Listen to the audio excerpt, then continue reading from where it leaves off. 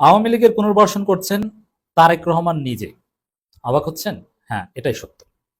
একই সাথে আরেকটা বিষয় আলোচনা করব যে বিএনপি যা শুরু করেছে, তারেক রহমান যা শুরু করেছে, সালাউদ্দিন যা শুরু করেছে, এতে বিশিষ্টজন, এই বিশিষ্টজন বলতে আমার মতো কোনো নগণ্য ব্যক্তি নয়, আমি ডিটেলস আসছি।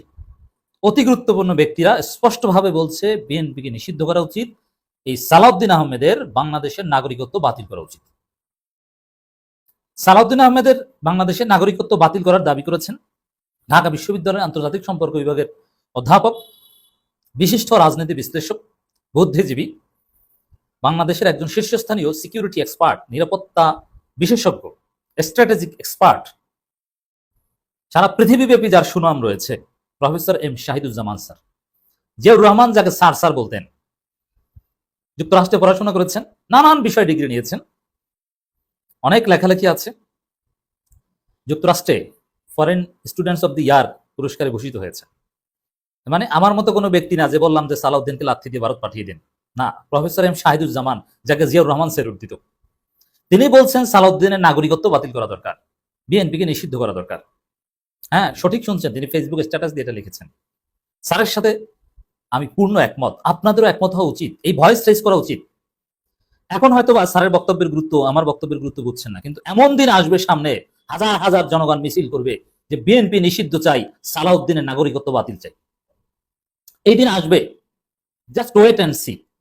তবে হ্যাঁ, সেদিন আসার আগেই আপনার সোচ্চার হলে হয়তো বা অনেক সমস্যার সমাধান হতে পারে। প্রফেসর শাহিদুজ্জামান সম্পর্কে বলতে গেলে অনেক বলতে হয়। আমার জীবনে দেখা শ্রেষ্ঠ দুইজন শিক্ষকদের মধ্যে একজন তিনি, যাদের লেকচার শুনলে আপনার কখনো ক্লান্তি আসবে না, এবং ব্যক্তি জীবনে তার অত্যন্ত সৎ, দেশপ্রেমিক, ভারতের আধিপত্যবাদের বিরুদ্ধে সোচ্চার, মানবাধিকারের ক্ষেত্রে আপোষহীন এবং নিউট্রাল, কোন দলের অন্ধ অনুসারী নয়, তবে ভারতের আধিপত্যবাদের বিরুদ্ধে সোচ্চার। বাংলাদেশের যারা নিরাপত্তা এক্সপার্ট, শুধু বিশ্লেষক না, নিরাপত্তা এক্সপার্ট, তাদের মধ্যে ভারতের আধিপত্যবাদের বিরুদ্ধে সোচ্চার যারা, তাদের মধ্যে একদম টপে প্রফেসর এম শাহিদুজ্জামান স্যার।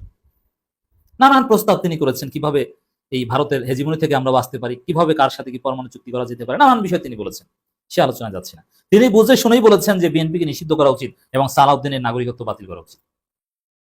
এই সালাউদ্দিনের কেন নাগরিকত্ব বাতিল করা উচিত, আমি স্যারের বক্তব্যের একটু ব্যাখ্যা দিচ্ছি। আমি যেটা বলতে চাই, যেটা বলেছি আরো আলোচনায়, সালাউদ্দিন আহমেদ একজন জারজ। জারজ বাংলাদেশের নাগরিক হতে পারে না। জারজ বলতে কোন জারজ? এটা ওই জন্মগত জারজ, এটা হচ্ছে পলিটিক্যাল জারজ, কনস্টিটিউশনাল জারজ, যিনি যার জন্মের পরিচয়কে অস্বীকার করে, যার জন্মের ঠিক নাই তিনি তো জারজ। সালাউদ্দিন আহমেদ নিজে তার জন্মের পরিচয়কে অস্বীকার করছেন কিভাবে? সালাউদ্দিন আহমেদকে রয়ের তত্ত্বাবধানে ছিলেন দীর্ঘদিন, 8-9 বছর, তার কোনো অস্তিত্ব ছিল না, কোনো আশা ছিল না যে থাকবেন, ভালো খাবেন, একটা নির্দিষ্ট জায়গার মধ্যে রয়ের ট্রেনিং নিবেন, এই সালাউদ্দিন। এবং হয়তোবা এই জুলাই বিপ্লব না ঘটলে ওইখানেই তার মৃত্যু হতো, তারপরে লাশ জানাজার সৌভাগ্য হতো কিনা জানি না, দাফন করতো বা কোনোভাবে ফ্রিজে টিজে রেখে কঙ্কাল দিয়ে মেডিকেল ছাত্র স্টুডেন্টরা গবেষণা করতো। এই জানাজা ভাগ্যে জুটতো না, এ সালামের টাকা খেতেন আর ওই রয়ের তত্ত্বাবধানে থাকতেন, এই পর্যন্তই সালাউদ্দিনের জীবন ছিল। এর মানে ওটা কোনো জীবন না, বাংলাদেশের ভূখণ্ডে সালাউদ্দিন মৃত্যু ছিল। সালাউদ্দিন ভারতে গিয়েছেন বা গুম হয়েছেন মানে সালাউদ্দিন ইজ ডেড বাংলাদেশের ভূখণ্ডে, আর কোনো ভবিষ্যৎ ছিল না। কিন্তু জুলাই গণবিপ্লব, গণ অভ্যুত্থান সালাউদ্দিনকে নতুন জীবন দিয়েছে। আর এই জুলাই গণ অভ্যুত্থান, গণবিপ্লবকে বলছেন যে এটা একটা আবেগ, এটা কোনো সাংবিধানিক ভিত্তি নেই, কোনো আইনি ভিত্তি নেই, এটা সংবিধানে যোগ করার প্রশ্নই আসে না। তো এ যদি জারজ না হয়, তাহলে জারজটাকে, যার নিজের অস্তিত্বকে অস্বীকার করে, নিজের জন্মকে, নিজের সেকেন্ড বার্থকে অস্বীকার করেছে। এখন আমাদের যে মহান বিপ্লব হয়েছে, হাজার হাজার মানুষের জীবন, কি রক্তক্ষয়ী সংঘর্ষ, শিশু হত্যা, নারী হত্যা, হেলিকপ্টার দিয়ে গুলি করে হত্যা, এটা তো পাক মিলিটারিরাও করেনি, হেলিকপ্টার দিয়ে গুলি করে হত্যা, শিশুদের হত্যা এভাবে সেটা করেছে, আমাদের চোখের সামনে দেখেছি। এটাকে যারা 71 দিয়ে ধামাচাপা দিতে চায়, এটাকে যারা ভুলিয়ে দিতে চায়, সংবিধানে স্থান দিতে চায় না, এর মানেই এ দেশদ্রোহী, এই বিপ্লবীদের হত্যা করার লাইসেন্স দিচ্ছে। পরবর্তীতে সংবিধানে এই জুলাই চার্টার ইনক্লুড করা না হলে পুলিশ হত্যার মামলা দিয়ে, নানান কিছুর মামলা দিয়ে বিপ্লবীদের ফাঁসি দিবে। এটা সালাউদ্দিন চায় যে বিপ্লবীদের ফাঁসি হোক। যারা আমাদের নতুন বাংলাদেশের মুক্তিযোদ্ধাদের হত্যার ব্যবস্থা করতে চায়, সংবিধানে জুলাই চার্টার আউট করার মধ্য দিয়ে তাদের নাগরিকত্ব বাতিল করবেন না, তাহলে বাতিল করবেন কাকে? বিএনপি কেন নিষিদ্ধ করা উচিত? স্যার এটাও বলেছেন, সহজ হিসাব, ব্যাখ্যাটা শুনেন। তারেক রহমান নিজে এখন আওয়ামী লীগের পুনর্বাসন করছেন কিভাবে?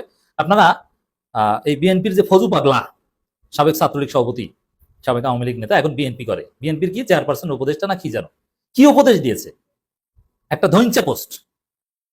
এই ফজু পাগলা তিনি প্রেস ক্লাবে বক্তব্য দিচ্ছেন, ডক্টর কামালরা ছিলেন সেখানে। ফজু পাগলার বক্তব্যে উত্তেজিত হয়ে আওয়ামী লীগের লোকজন প্রেস ক্লাবে বসে জয় বাংলা স্লোগান দিচ্ছে। আওয়ামী লীগের লোকজন দাঁড়িয়ে বলছে যে আমরা শেখ মুজিবের বাড়িতে ফুল দিতে যাব, আর ফজু পাগলা বলছে যে মহান নেতা শেখ মুজিব, তার বাড়ি ভাঙলো, এমন বাংলাদেশে আমরা চাইনি, তার আঙ্গুলিতে এই হতো সেই হতো। না আসলে তিনি তো বলবেন, এখানে তিনি তো আওয়ামী লীগ, আজন্ম আওয়ামী লীগ। এখন এই ফজু পাগলাকে বিএনপি, তারেক রহমান যদি জিয়াউর রহমান এবং খালেদা জিয়ার স্পিডের উপর মিনিমাম থাকতো তারেক রহমান, তাহলে ফজু পাগলাকে লাথি দিয়ে বিএনপি থেকে বের করে দিত। কিন্তু এটা তারেক রহমান করেনি। তারেক রহমান নাকি ফজু পাগলাকে ভয় পায়, আর আমরা তো ফজু পাগলাকে হাতের কাছে পেলে জুতো পিটা করবো। বিপ্লবীরা রাস্তাঘাটে পেলে ওরা জুতো পিটা করবে, আর তারেক রহমান নাকি ভয় পায়। অর্থ কি? অর্থ হচ্ছে তারেক রহমান নিজে এই ফজু পাগলাদের মাধ্যমে আওয়ামী লীগকে নর্মালাইজ করছে, জয় বাংলা স্লোগান দেওয়ার ব্যবস্থা করছে, শেখ মুজিবকে সামনে রেখে সফটলি আওয়ামী লীগকে পুনর্বাসন করছে। অন্যান্য আওয়ামী লীগ ভালো না, ঠিক আছে, কিন্তু শেখ মুজিব ভালো, শেখ মুজিব মুক্তিযোদ্ধা, শেখ মুজিবের বাড়িতে হামলা করা যাবে না, এই করা যাবে না, সেই করা যাবে না, এইভাবে আওয়ামী লীগকে এই ফজু পাগলাদের মাধ্যমে নর্মালাইজ করছেন তারেক রহমান নিজে। তারেক রহমানকে দায় নিতে হবে।